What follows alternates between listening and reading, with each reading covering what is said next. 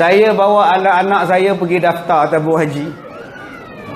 Daftar tabung haji. 5 anak saya semua daftar tabung haji. Saya tengok tarikh nak pergi haji 2085. Tu dia panjangnya tuan-tuan. Panjangnya, subhanallah.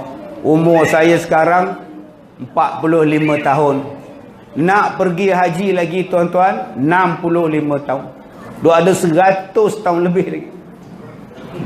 Agak-agak kalau 2085 tuan-tuan, saya dah tukar alamat tau. Kalau postman hantar surat panggilan haji pun, tah cicit saya jawab sama. Ni dah tukar alamat ni.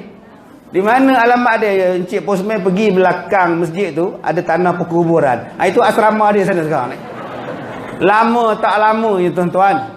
Maka ada orang cakap, kalau aku nak tunggu 2085, tak pergilah aku haji. Baik aku buat haji siap-siap. Di mana? Stadium Bukit Jalil. Dia buatnya Kaabah di situ, ditawarnya labbaik Allahumma labbaik.